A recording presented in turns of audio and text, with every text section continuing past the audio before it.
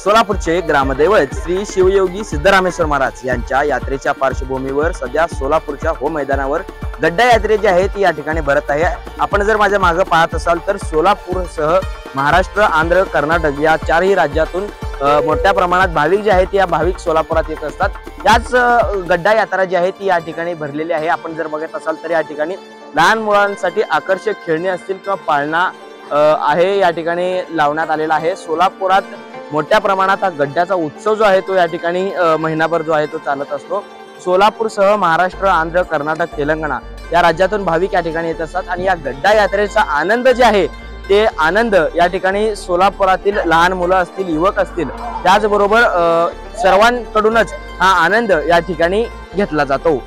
राजनीती news channel साठी मी दत्ता केरे, सोलापूर।